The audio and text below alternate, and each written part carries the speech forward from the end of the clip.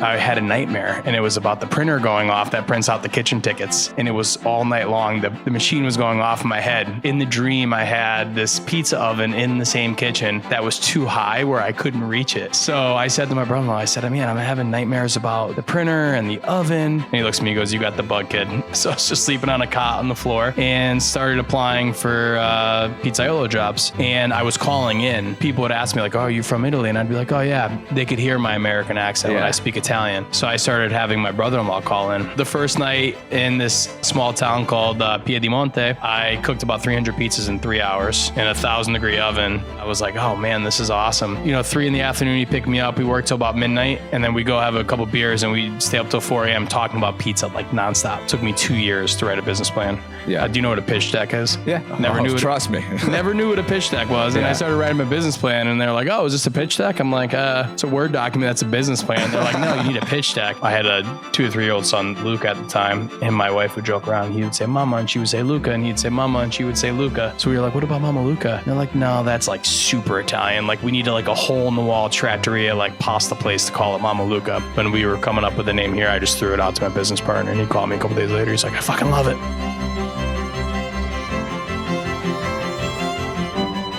Hey everyone, exciting news here.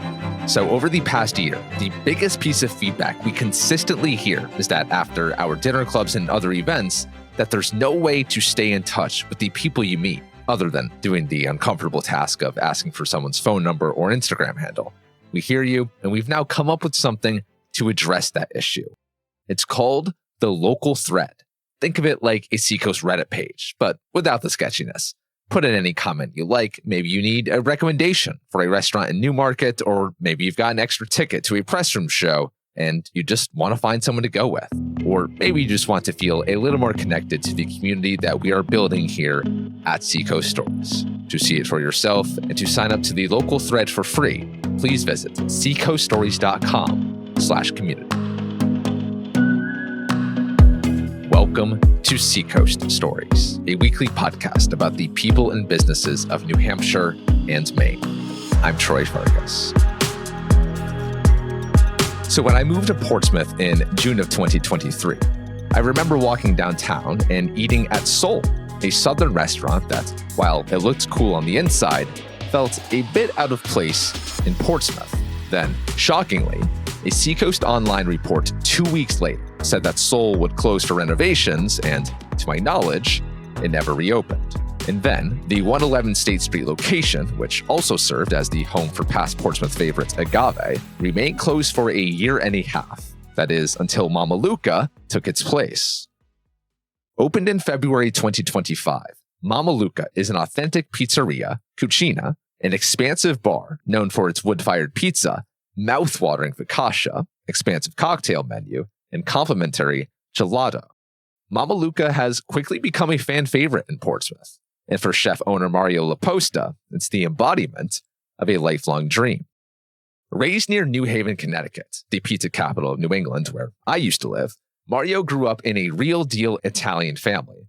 His father was born there, and Mario's earliest memories are of Sundays, where he spent an entire day helping his mom in the kitchen prepare dinner for the entire family, and also of dinner table conversations that lasted long beyond the final helping of pasta. And it's those fond childhood memories that would eventually push Mario to study the art of pizza making in Italy. And it's a key part of today's story that we'll get to in a moment. This episode of Seacoast Stories is presented by Degree Wellness Seacoast, Northampton's new home for wellness and recovery, where they're certainly not serving pizza. But anyways, from the West Dining Room at Mamma Luca, here's my conversation with Chef Mario LaPosta. I'm sure before you started Mamma Luca, you had this idealistic thing of what you wanted this to look like. Yeah. But you probably had to make some compromises to more so fit the American lifestyle. And I'm just wondering what some of those were. Every day we're evaluating that. I always say I cook like my mom, I cook like my nonna. I think though here, my original vision of an authentic Italian restaurant was, my food or traditional food that I've seen and eaten, and how I wanted to interpret that, or if, how I wanted to honor that classic. And I think what I've realized, 10 years ago as a chef, coming up in the industry, I worked for a chef who didn't want to serve marinara on the side or, didn't want to do a half and half pizza. And, you grow up in that culture and you think that that's the right way. And then you quickly realize, it's about the guests that are coming in and the experience that they have and what they want. So, we're literally having internal discussions now. Can we be an authentic restaurant, which we are? So if we make carbonara, it's done the authentic way. If we make Neapolitan wood-fired pizzas, it's done the authentic way. But what can we do to make our guests happier? What can we do to appeal to our guests more? And I don't think that means it's keeping the quality of food where it is and making sure that's the best it possibly can be. But I think it's giving, someone may not care that I created this pasta in my mind. Maybe, over the course of a couple of weeks, they want carbonara, they want bolognese, and give the people what they want. So I think, as Mamma Luca continues to evolve, because that's, what we do in business, we evolve, you'll definitely start seeing even more so of the classics coming on the menu. When was the first time in your childhood that you thought to yourself, man, I want to be a chef when I grow up? Oh, probably from a young age. So it was always wanting to be like a pizzaiolo, a pizza chef. Hence the name on the jacket. My mom made this incredible pizza growing up, and it was always a pan pizza. And then, going to Italy, the pizza was always amazing. So I was like, Mom, when I get old enough, we're going to open a pizza restaurant. So I had in the back of my mind, I wanted to be a pizza maker, but I would say, so that was always kind of this childhood dream. And then I was in college. I didn't know what I was going to do. My sister started dating this guy, my brother-in-law, Corey, who she eventually married. And I had some restaurant experience working in the local pizzeria and working, in my hometown. And then in New Haven, I was working at a great pizzeria. And then I started making pizza at a place called Restaurant Brico in Hartford, Connecticut, West Hartford, Connecticut. Yeah. One of my favorite restaurants. And my brother-in-law was a sous chef at the time. And I was fortunate enough they gave me a job. And they had a wood-fired oven there. So after about a couple weeks, I had a nightmare, and it was about the printer going off that prints out the kitchen tickets. And it was all night long. The machine was going off in my head. And then in the dream, I had this pizza oven in the same kitchen that was too high where I couldn't reach it. So I said to my brother-in-law, I said, man, I'm having nightmares about the printer and the oven. And he looks at me and goes, you got the bug, kid. And I just been hooked like ever since. That was my first real exposure to a great restaurant and, classically trained chefs and working closely with them. So hospitality's always been embedded in our family and who I am. So if people come over, I'm going to feed you. I'm going to give you wine. I'm going to take care of you. Even when you say I don't want something, I'm going to give it to you. Right. It's like, you tell your family member like, no more. And they put the spoonful of pasta on your plate anyway. That's what I'm like. So that's like a part of me that'll never change. So it was easy. And then I just fell in love with cooking and, I'm really just obsessed with it. Right. Did anyone in your family try to talk you out of pursuing this as a career? No. Yeah. But I would talk my children out of it now. Yeah.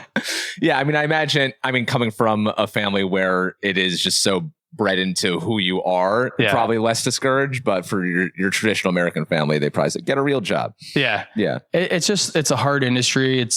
Most industries are hard, but the hours and the weekends, you always hear about it. But the amount of time you have to devote to it is, really to get to where you want to go, you have to be willing to do that. Yeah. I think that's the case in any career, but, in the kitchen specifically, you got to live and breathe it when you're young, or it's going to be very challenging for you when you're older. Yeah. I talked to Evan Mallet, who owns the Black Trumpet downtown a couple of months ago, and he said something to me that really stuck with me.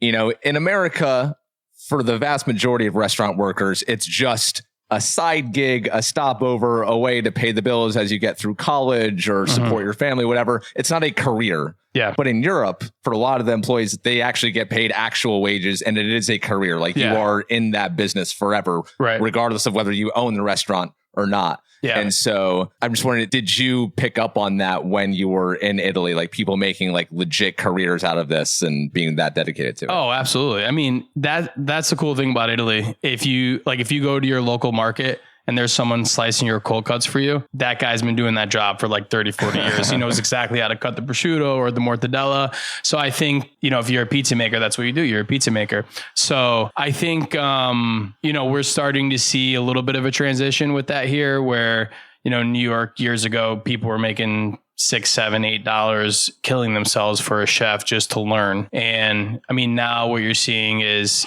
kids out of culinary school or young kids, wanting to make a certain amount. They have to be able to live, right? So I think that's a welcome change.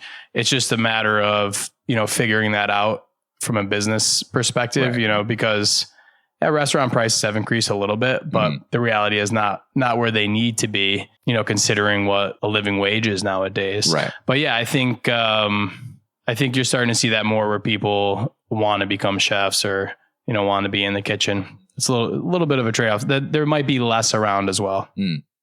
So you have the nightmare. Your brother says that you've got the bug. Then what do you do? So I worked at Restaurant Brico in West Hartford for 3 years. Learned how to cook there. It was a great experience. And I said, I need to move to Italy if I really want to become a great pizza maker. So I saved up money for a year. Fortunate enough, we have a lot of family in my dad's town and spread throughout Italy. But my sister went to college in Rome. So she's lived there since 99.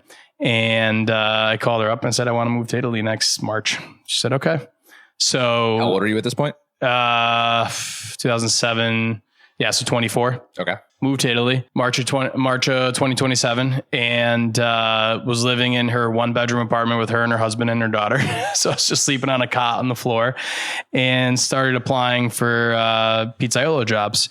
And I was calling in, and people would ask me like, oh, are you from Italy? And I'd be like, oh yeah. They could hear my American accent when I speak Italian.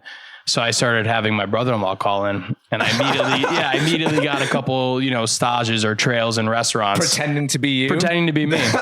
And even the place I started working at in Rome, which was an amazing pizzeria just south of the center, they said to me, oh, was that you on the phone? I said, oh yeah, it was me. And I speak fluent Italian, but obviously the accent isn't like, real Italian. So that's what I did. And I was working just south of the center for about 3 months. This very traditional Neapolitan pizzeria. And then my parents came to Italy, and my uncle owned a bar, like pizzeria at the time. I wasn't going to work for him, but he knew some pizza makers in the area that my dad was from. So I was living at my Nona's house for a few months and ended up having probably the best experience of my life. I worked at a pizzeria called Pietra di Luna, which means, the foot of the mountain, and worked for a pizzaiolo named Francesco. And I was like, this guy's like the best pizza maker ever. And the first night, and I'd been working, in a wood-fired pizzeria in Italy, but I was always getting yelled at about how I worked the oven. The pizzaiolo in Rome would always scream at me if I dragged my feet, if I burned a pizza. It was a very intense environment. So, but the first night in this small town called Piedimonte, I cooked about 300 pizzas in 3 hours in a 1,000-degree oven. And I was like, oh man, this is awesome. And so I worked for a couple months with Francesco, and we'd work from about 3 p.m. He'd pick me up. We worked till about midnight, and then we go have a couple beers, and we'd stay up till 4 a.m. talking about pizza like nonstop. Francesco told me, he said, I'm not going to teach you how to make the dough. I said, that's why I came to Italy. And he said, no, but if I teach you how to make the dough, you're going to be making my pizza. You need to find your own way how to make the dough. We'd talk about it, but he never showed me. But really in Italy, I mastered, the wood oven, cooking. Lots of people nowadays know how to use a wood oven, but when you're cooking 6 to 8 pizzas and they're all cooking in 60 to 70 seconds in 1,200 degree oven, like you better know what you're doing. Right. And when I came back, actually, when I was still in Italy, I Googled new wood burning pizzerias in America. I wanted to run my own pizza program. And I saw that Mario Batali was opening a restaurant in Westchester County called Terry Lodge. And I applied and got in touch with the chef partner there, Andy Nusser, who became one of my mentors. And he said, yeah, we're opening a new pizzeria, and I'll pay you $11 an hour. I said, oh man, Andy, I graduated college. I have this type of experience. I've been living in Italy, working for free as an apprentice. Like, I need to make some money. How about 15? He's like, well, I can do 11. And then I call him back and be like, how about 13? He's like, I can do $11 an hour. So I said, all right, let's give it a shot. At the time, Mario was an incredible chef. And from what I read about Andy, he was as well. So I moved to New York, Westchester County, and started working for Andy at Terry Lodge, which was part of the Batali Bastianich Hospitality Group, and started running their pizza program for them. Okay. Let me stop you because I have so many questions. you were just an apprentice. You were not making money as a... Nope. So when I was working in Rome, the first place I worked at, they were paying me €3 an hour. So I was working about 50 hours a week and my take home was €180. And even though I'm an Italian citizen, they said, we don't want to put you on the books because we have to pay insurance. And then the second place I worked, the guy said, I've never taught anybody. I've been making pizza since 1980. He said, because I know your uncle, I'll give you a chance, but I'm not going to pay you. And I worked for free. Wow. Yeah. So how were you making it work then? I saved like $5,000 when I moved to Italy. Okay. And it was enough to float me for like 7-8 months. Families, right? So yeah. I didn't have to pay for living. Yeah, exactly. Now you said, you're having these conversations with Francesco. Oh yeah. And you're living the dream, making 300 pizzas in a couple hours. What was it's such a repetitive process, right? Yeah. Like, and the menu is the menu. So you're making the same things over and over again. Yeah. What was so fun about the process of making pizzas when you were really in the trenches like this? Yeah. For me in Italy, I think the last night I was in Italy, the last service I worked was the first pizza that I had made for a guest. They let me make a pizza to go. So, the first pizza I worked for in Rome, he told me they call it the fornaio, which is the oven guy. Worked on the oven for 13 years before he was allowed to stretch the pizza and make it for guests. What? Yeah. So that was my training, was the oven. And just putting the pizza in and taking it out. Yeah. But again, you're cooking. you have a margarita pizza cooking in 30, 40 seconds at 1,000 degrees. Yeah. There's artistry to it, and that's what I was in love with the artistry of making pizza, with cooking at a high temperature, watching the pizzaiolo make the pizzas and really just absorbing everything I could. Cause I knew I'm like, all right, I'm probably not going to live in Italy again. Let me absorb everything I can. But yeah, it's like family, friends, pizza. It truly is a passion, and it might sound cliche, but I've always been obsessed with it. Always. What's the hardest part of the pizza making process?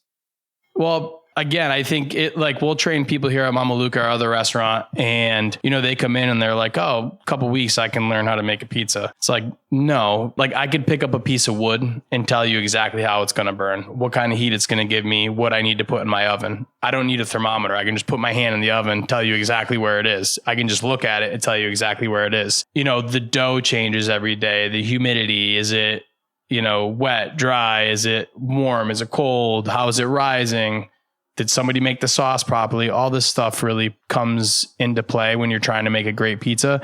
And I would say, for people that want to be a true artisan pizza maker, you have to understand all of those elements. It's not just coming in and being like, oh, I can stretch and make a pizza. So I would say our process here at Mamma Luca and our other restaurant in Newton, to become a semi-decent pizza maker, you're probably looking at a 6 to 7 month period. Wow. Yeah. Yeah. So it's just starting to understand those things. And everyone always wants to fast track it. It's like, all right, well, what does your oven need? Why is your fire not maintained? Why is your oven dirty? You see the dough is a little bit softer today. Why are you putting as much sauce as you would? You need to take a little sauce off. Yeah, things like that. So, yeah. All right. So you moved to Westchester County to run the pizza program. Yep. What did that entail? So I had some dough making experience, but I honestly lied about it. I was like, oh, I can. I'm sensing a theme here. Yeah, I know how to make the pizza dough. I was going into a place that was a $7-8 million a year restaurant that was going to be doing, 1,000 pizzas a week. I knew I was going to be able to figure it out from the dough aspect, but from the cooking and baking, I had that locked down when I came back from Italy, but it entailed, for the most part, creating the pizza menu, overseeing all dough production. We were making homemade mozzarella for the pizzas, overseeing all facets of the pizza program, which was a wood-fired oven, at the Terry Lodge in Portsmouth, New York. I found a blog between Ed Levine. Do you know who that is? No. Ed had a blog called Serious Eats, and now he's got a Spotify podcast. I think it's called Special Sauce or something. But I saw a blog between Mario Batali and Ed Levine, and that's how I found out about the pizzeria. And then Andy, who was this incredible chef, didn't have any pizza experience. So they were looking for somebody to come in and take the reins in the pizza program. It went really well. And honestly, the pizza was really good, but really fucking mediocre compared to what I'm making now. Yeah. But 2011 GQ voted us 11th best pizzeria in the country. Wow, that's huge. And, they came to me like, you want to do another pizzeria? I was like, sure. And then, it just grew from there. But one thing I knew when I started there was, and this, I give kudos to Andy, who's my one of my chef mentors. And he was like, you got to learn all aspects of the kitchen. And I had a good cooking foundation, but I was really locked in on pizza. And then from there, it was like, all right, let me learn every station. Let me absorb everything I can. Right. Yeah. But I'm also sure you're really starting to learn the ins and outs of the business of running a pizza restaurant as well, which I'm sure has been instrumental to what you're doing now. When you look back on that time, what do you say the biggest learnings and observations that you had from watching these guys do their thing? One of the biggest things I learned was how to open a restaurant. So I opened 4 restaurants with them, and pretty much from the construction phase through the opening. So that was really instrumental. I mean, understanding what it takes to open a restaurant. I mean, we opened Mamma Luca. I was here. I don't think I had a day off for 2 months, night and day. So it's a big undertaking, but understanding all the little details and all the aspects of that was really important. Yeah. Like what? What are some of the things that we layman's people don't understand about the opening of a restaurant?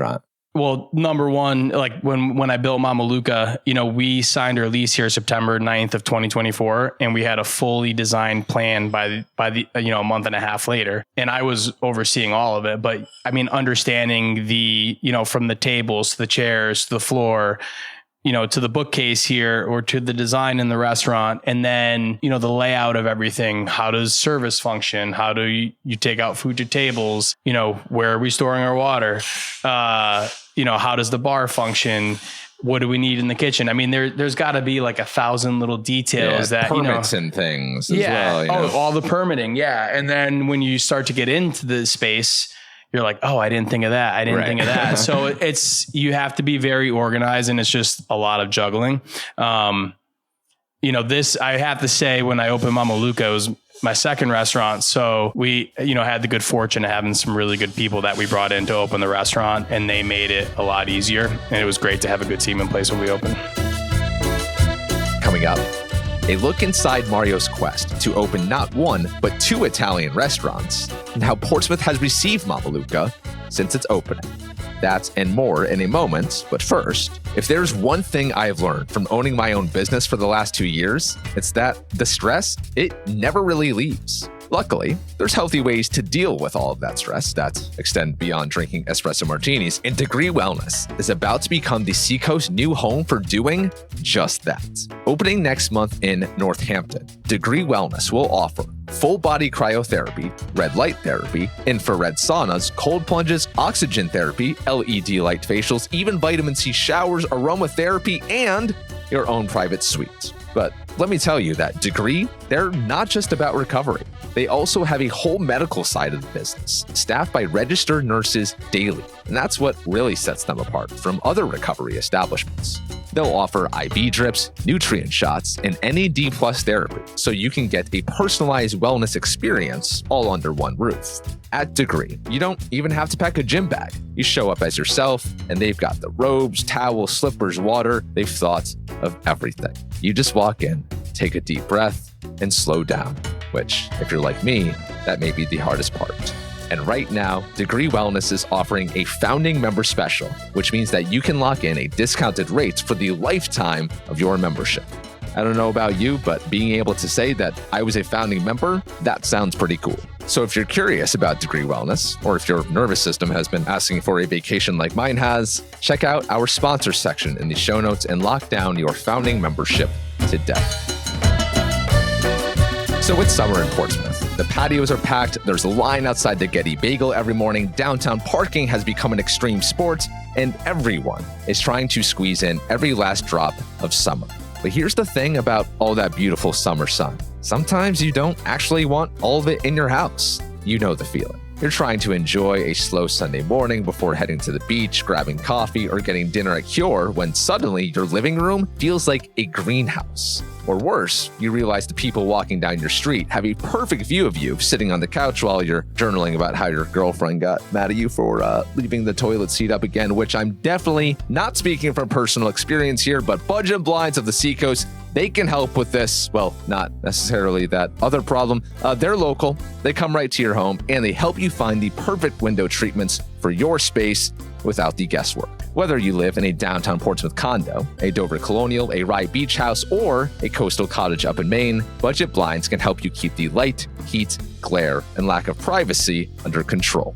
And with fall right around the corner, yes, I know I don't want to talk about it either, now is a great time to get your windows ready for the season ahead.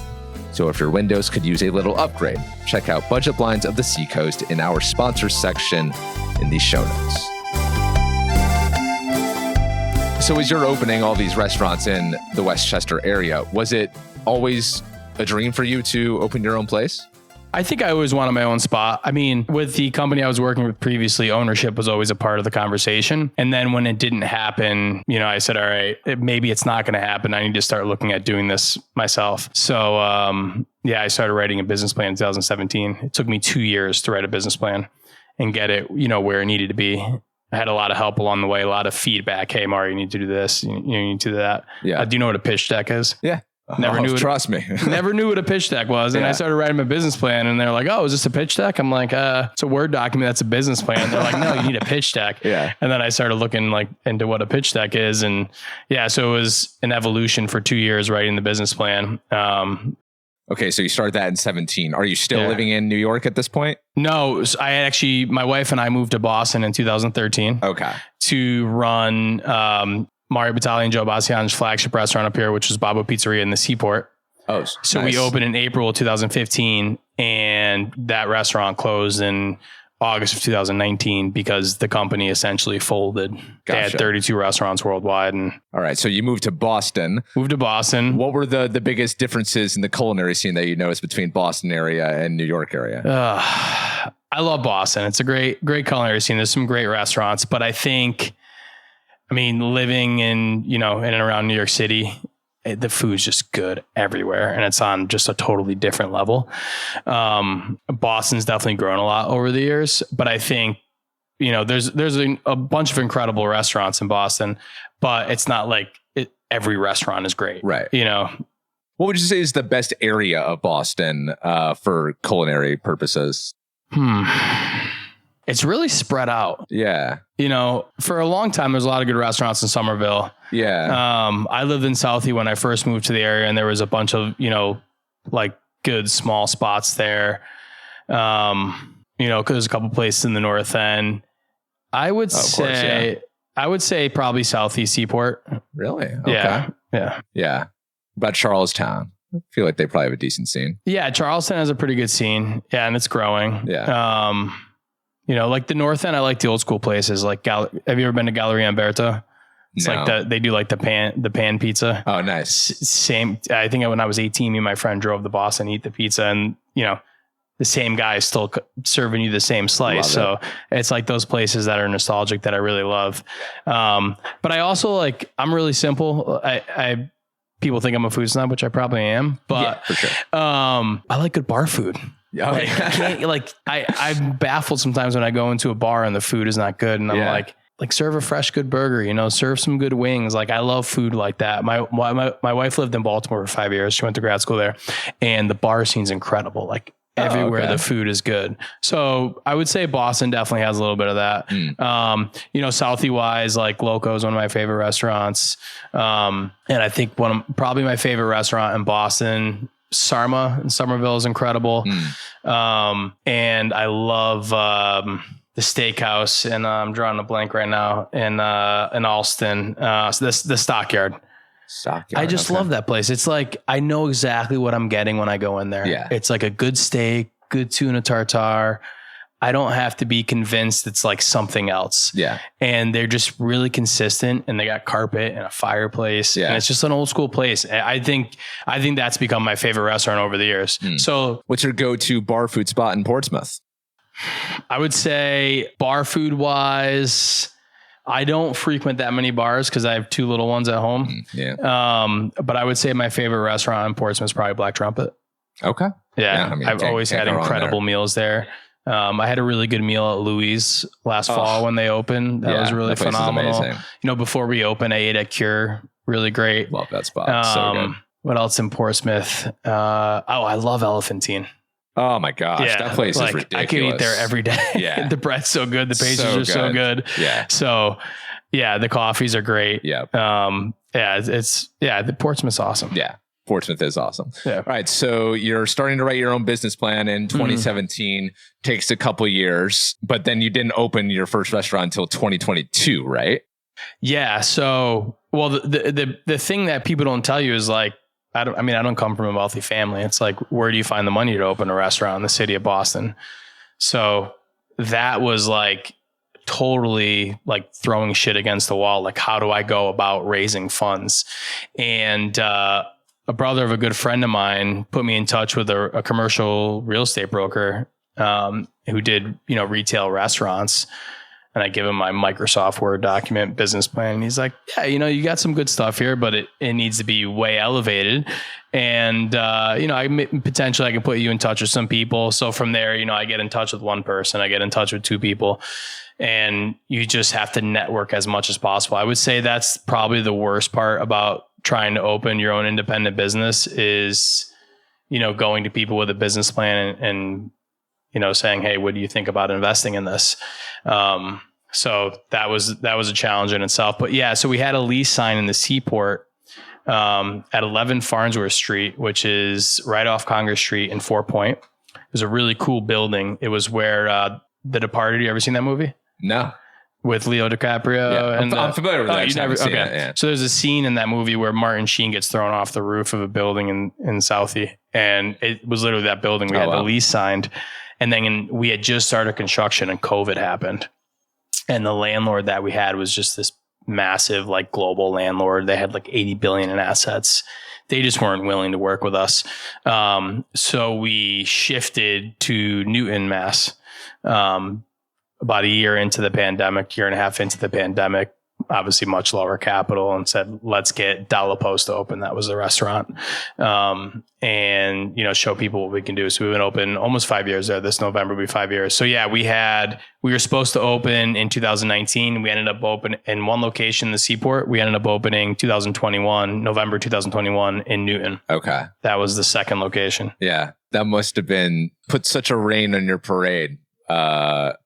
Your dreams on the verge of coming true. Oh my God. Pandemic happens. Yeah. It was like, I was devastated pretty much. I've never been one to have anxiety. And I actually developed, like, I was golfing one day and I had the shakes because my anxiety was so bad about like what was going to happen. But I was lucky during COVID. I have a really great friend. His name's Nick Fraterola. He owns some restaurants in Boston, Ward 8, Tony Nalane's, Ciao Roma. So we had become friends, and I worked for him for a little bit prior, just some consulting. And he was like, hey, I need someone to come in and help me run the restaurants. So that was great. It was a great, to be able to step out of what I was trying to do, focus on them, and also kind of, it was very flexible in my schedule. I was still able to pursue what I was trying to pursue, which was my own restaurant. Mm-hmm. Yeah. So you opened LaPosta, and what kind of establishment is this? It's very similar to Mamma Luca. Okay. I think we call it artisanal pizzeria. So pizzeria artigianale. So pizza was very much the focus, but homemade pasta, apps, things like that, make our own homemade gelato. So very similar to Mamma Luca.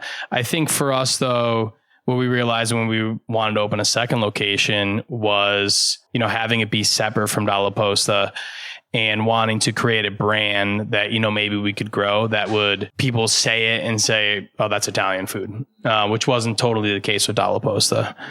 So hence, actually Mamma Luca was a name that was thrown out for LaPosta.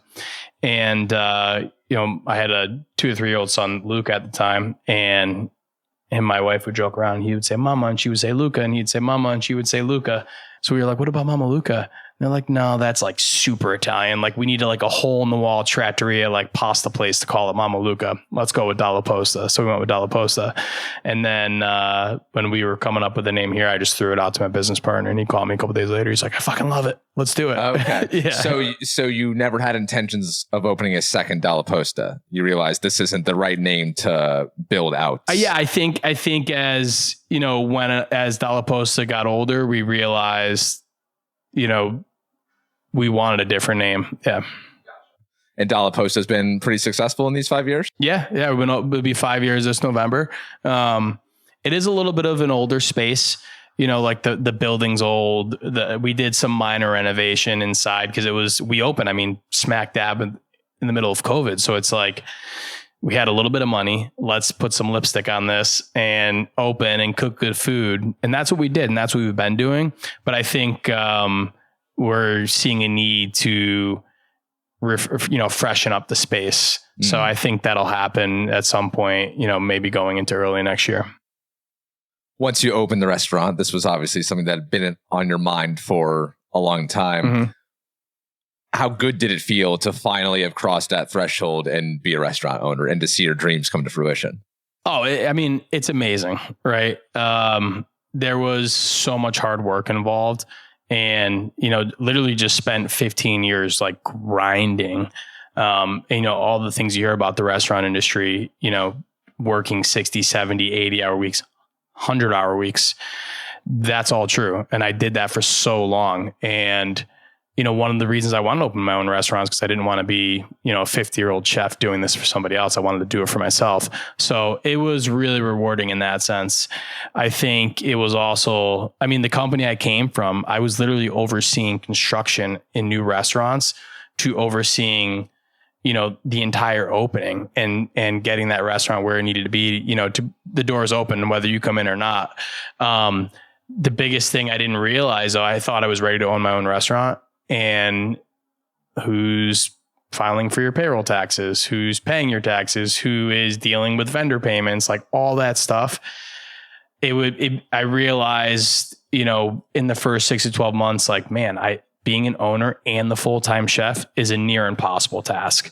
So I started looking for a chef, right after the first year at LaPosta, so I could better balance, being the chef and also being the owner. So I don't think I wasn't ready for that at all. I didn't realize it was going to be, that much of an undertaking. You have a payroll problem. You're on the phone with payroll for 2 hours. And here I am, like, trying to cook risotto in the kitchen or like make pizza dough, but I got to call the payroll company. So yeah, I think really rewarding, but really eye-opening too. I thought I was ready and I wasn't. Right. Yeah. The restaurant business, notoriously difficult. I forget what the stat is about the average lifespan of a restaurant, but Boston, expensive area, Portsmouth, expensive area, hard to sustain a successful restaurant business in areas like these. What do you think are the biggest pitfalls? Why is it so hard for a lot of these places to stick around for the long haul? I think being well prepared going into the opening, and having the right people beside you. So whether that's, support from your family, and then if you have business partners, support from them, and not underestimating what it's going to take to be successful. Because I think any business you open, not just restaurants, you're probably going to lose money in the first 6 to 12 months, right? Because you're getting it off the ground. So how are you prepared, to endure that? Are you well funded? Do you have the proper team in place? All those things really matter. And then, like I said, you have to have the support from your family because you're giving it blood, sweat, and tears night and day. Are they prepared to not see you for a certain period of time? So, I think it's really understanding all the aspects, making sure you have the right team in place, and financially having, the funding or the partners, that can see you through until you're successful. So you moved to New Hampshire. Mm-hmm. What brought you here? Living in Boston, two little kids. And my wife's like, we need to move out of the city. So she brought up Southern New Hampshire. And at first, I didn't like the idea. And then, we were talking before where we bought a house in Southern New Hampshire. And after a couple weeks, I called a friend and was like, man, it's freaking great up here. Like, is this like the honeymoon phase, or is this here to last? And I said to myself in those first couple weeks, I'm like, I should have moved to New Hampshire 10 years ago. It's a little bit slower pace. There's so many great things to do in the area, whether in the Seacoast or, you're out towards like the Merrimack Valley. You're close to Maine, you're still close to Boston. And I mean, the biggest thing too, is I felt like we live in a great neighborhood, but there was a connection with people again, with like neighbors, and even people that I'm working with. So it's been the best thing. And I don't think I'll ever move anywhere else. Yeah. Had you visited Portsmouth at all while you were working and living in Boston? Yeah. Well, I grew up, we have family in Maine, and we would always pass through Portsmouth. My mom would stop off to get a carton of cigarettes in Portsmouth. Hell yeah. And then we spent like a couple hours here or whatever. Yeah. But I always thought of it as this very blue collar town. And then me and my wife spent a couple weekends up here while we were living in Boston. But when I had the chance to let's consider a restaurant in Portsmouth. And I was coming up like a couple times a month, spending entire days here. And I'm just fell in love with the area. And I'm like, man, it's just, there's so much culture. There's so much character, between the shops and the restaurants and the buildings. And it's so beautiful. It's so clean. I'm like, this is like the greatest town ever. I know it's a city. I've called it a town before, and that's been frowned upon. Town. It feels like a town, right? Yeah, for sure. So yeah, I love it. I fell in love with it and was like, I got to open a restaurant here. Okay. So you had come to that conclusion before you moved to New Hampshire officially? It all was happening at the same time. Okay. We were moving and I was scouting spaces in New Hampshire. Okay. Any concerns about living in New Hampshire, but still having your restaurant in Newton and knowing that you wouldn't be as connected to it living here? Yeah. I mean, I'm close enough to both where it's not a bad commute. I worked when I mentioned Andy earlier, he had a restaurant in Westport, Connecticut, in Manhattan, and lived in the middle of both. So he was living on the I-95 corridor, and he was like, don't do it, Mario, you're going to be miserable. I was like, but I like misery. So the one reason we wanted to open a second restaurant is, me personally, I started to outgrow LaPosta a little bit. We had an incredible chef there that's still with us, and he was there for 2 years. We had an incredible GM and bar manager. Our team was very intact almost from day one. So I didn't need to be there as much. And that was okay, we could do another restaurant where I could spend a lot of time there. When we opened Mamma Luca, I think I probably went 4 months without even stepping foot at LaPosta. And the team did a great job. Wow. Yeah. So this location of where Mamma Luca currently sits here on State Street, how did you come across this opportunity? We were working with Caitlin Burke from Bulos.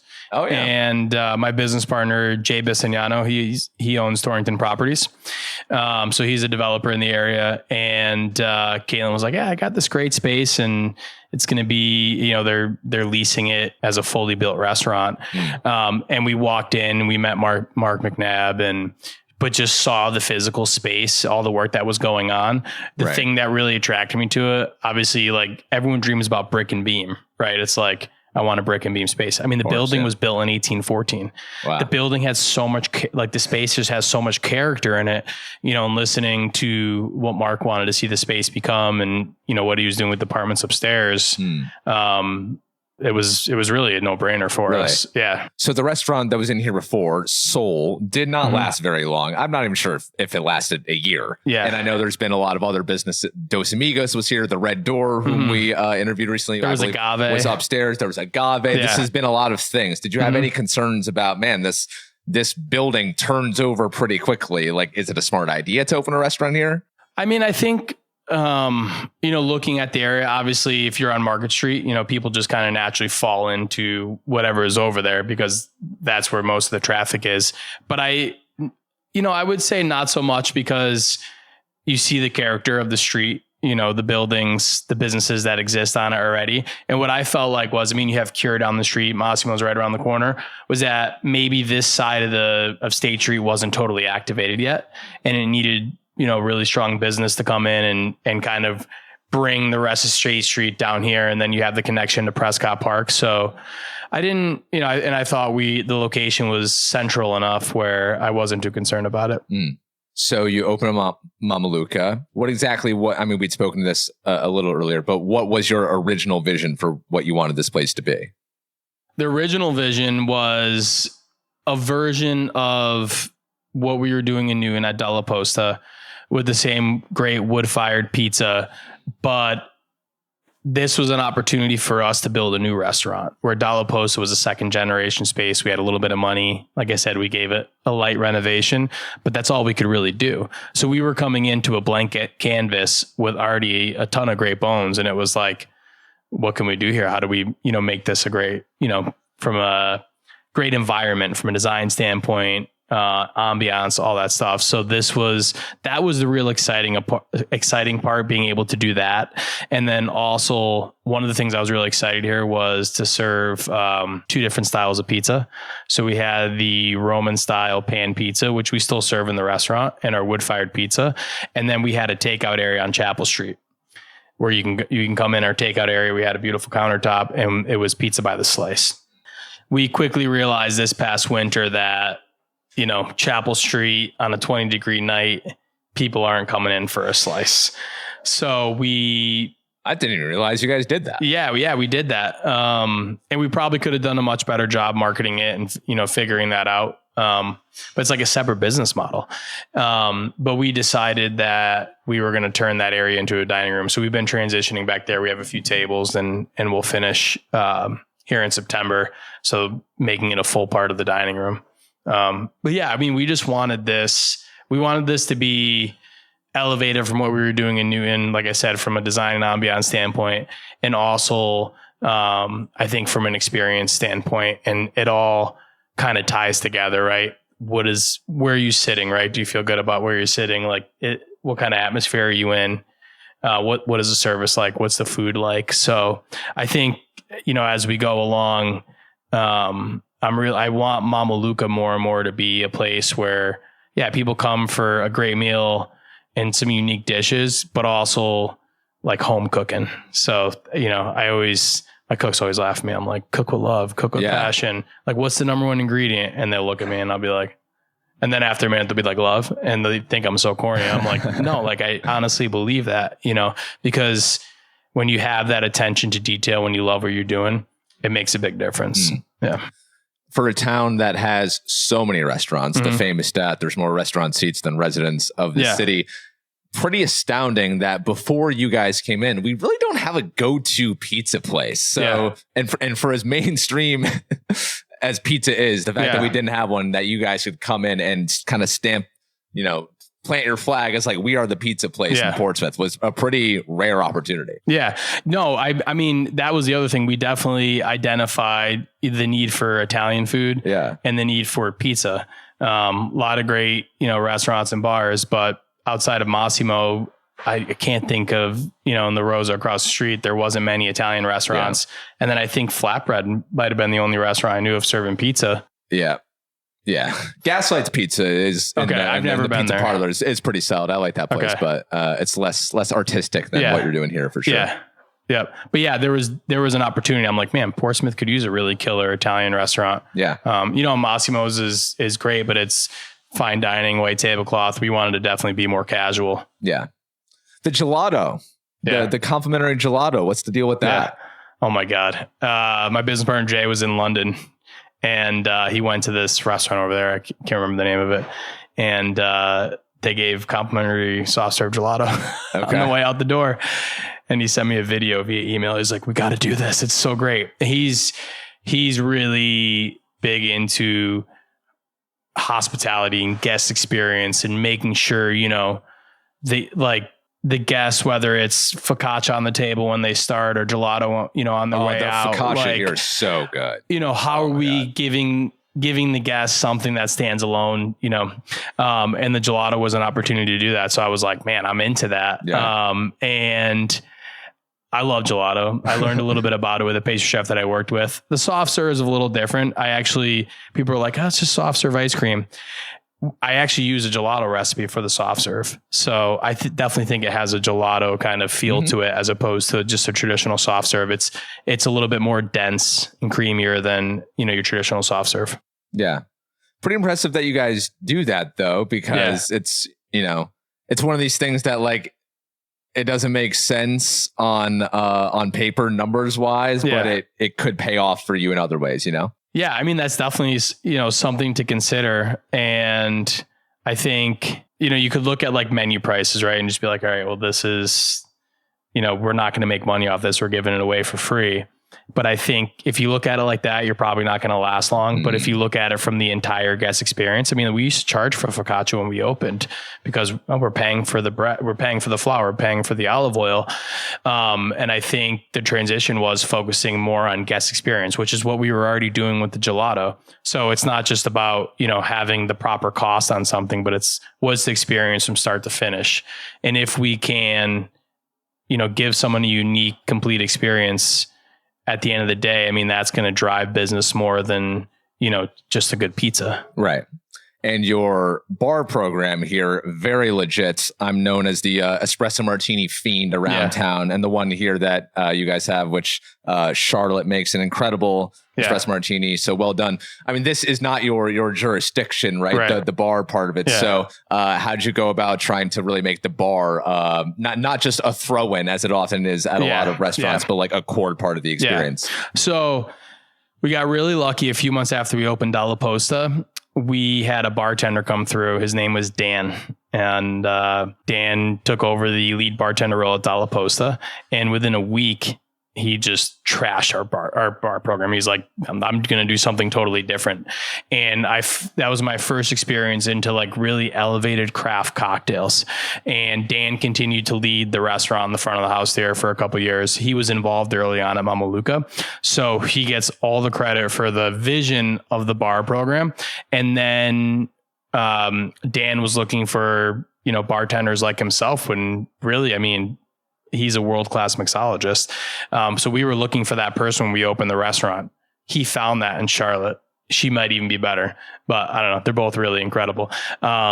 So, collectively when we opened, they just instilled an incredible bar program, and Charlotte and Carson and some bartenders we've had along the way have just done an incredible job keeping the quality where they need to be. But yeah, I mean, I'm lucky to just be able to taste it and be like, oh, that's really good. Or maybe, I don't know, maybe it needs a little something else, but we're just really lucky to have Charlotte and have her be driving that bar program. And like I said, Carson does an incredible job as well. So we just have really amazing bartenders, and they understand, like, I mean, what they're into it. Like, I'm into cooking. It's like, I'm going to create this. I mean, they did this one drink where Charlotte took the whey from the ricotta and clarified vodka that she had been steeping cannoli shells with for like a week. And then she clarified it with the whey from the ricotta, and she made a cannoli cocktail, which was like this dessert cocktail, for example, and it's just like outside of the box thinking like that, where you're just like, I mean, they're not your average bartenders. Yeah. The passion and the love definitely shines through on that side of things as well. Yeah. They're chefs, but they're just in the form of beverage. What's your favorite food item on the menu to eat? Favorite food item on the menu. I'm a sucker for our mozzarella sticks. Okay. Yeah, they're so freaking good. Oh, I haven't had them. I'm going to have to try those. So we source our mozzarella curd from a creamery in Pennsylvania called Caputo Brothers.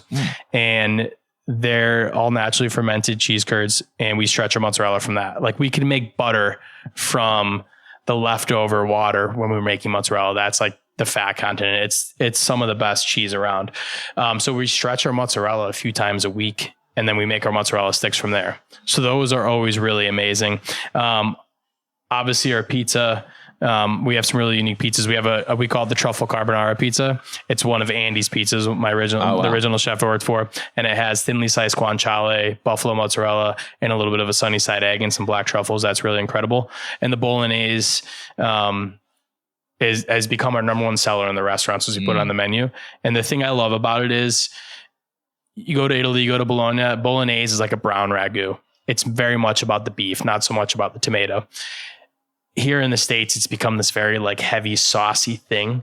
So ours is very traditional, and the pasta's homemade. So yeah, our pasta program is, through the roof. Jess, our pasta maker, does an incredible job. She's making homemade gnocchi, homemade oxtail cappellacci, corn ravioli, and so I think the whole menu's great. I'm really proud of it. And my mom's tiramisu is my favorite dessert item. Oh, that's amazing. So she taught me how to make the cream. We make homemade ladyfingers, but we have such a good team. The chefs, Eric and Jeremy, do a great job in the kitchen, and we have some cooks that have been with us since day one. Oh, that's huge. Yeah. That's huge. Yeah. Overall, since you guys opened, how has the town of Portsmouth received you guys? Yeah, I think we've been received really well. You know, when I opened Babbo in Boston, we were like the out of towners from New York who came in and opened a restaurant, and like the company I was working for didn't give a shit about Boston or what people were doing. So Portsmouth and the guests have been so welcoming, from the Chamber of Commerce to, you know, the people at Town Hall. Everyone's been as helpful as possible. And yeah, I mean, I think actually we work with Prescott Park and they've been incredible. We supply their pizza for them during their summer events. Cool. If anything, I think we need to do a better job, like getting more involved in the community. But yeah, I can't say enough about the town. They've been awesome. And honestly, we've been lucky to have a lot of locals work here. So people would say in the beginning, oh, like, how is it coming out of town? I'd be like, yeah, I'm from out of town. So I guess the restaurant is, but everyone here who's cooking your food, serving your food, making your drinks, they're all locals. Yeah. So we're very much a local restaurant. Yeah. You know? Yeah. I hate when the long time locals are like, oh, you're not from here. You're not welcome here. Come on. Enough of that. I do want to ask you this, because this is something that I haven't really talked much about with in all the restaurant owner interviews that I've done. Like I said, restaurant business, notoriously a difficult one to survive in. And I remember David Vargas, do you know Chef Vargas? Yeah. I know of him. Yeah. Chef owner of Vita Cantina. And I remember him telling me, so I believe he got in at Vita in 2011, and a chef of his pedigree, a restaurant that's as beloved as a man who does as much for the community as he does. He told me that in 2024, 13 years into Vita, he only took home $75,000 as his salary, if you will, which was pretty striking to hear that, like, man, a guy of this pedigree is only making that much, which in this town also, like, with a wife and 2 kids, isn't getting you that far. Yeah. So I'm just wondering, like, financially, you as a chef owner of a place like this, like, I feel like a lot of people probably think that, like, you're just like some rich business owner, but I know that's not the case. Like, it's so difficult. Not the case at all. You know, we're not even 5 years into you know, the business. So LaPosta and this restaurant, I make sure I pay myself a living wage that I can take care of my family and provide.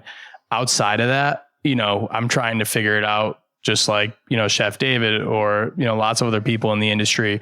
How do we get to a point where, you know, we can be successful? We can be successful not only in the restaurant, but financially as well.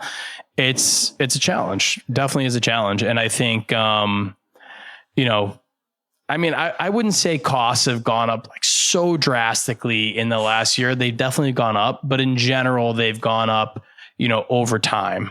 And I think the challenging part of that is, you know, there is a premium now when you go out to eat, right? I mean, I could go to the local bar in my town and my wife and I, and it's a $120 check without tip, you know, which is what it would be here.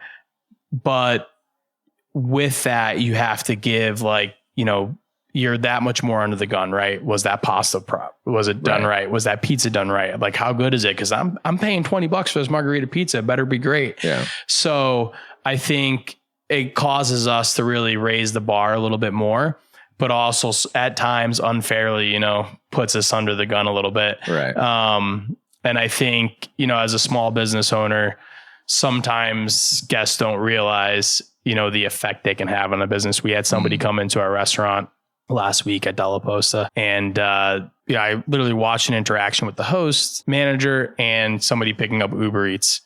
They felt like they waited a little bit too long. The interaction was totally cordial.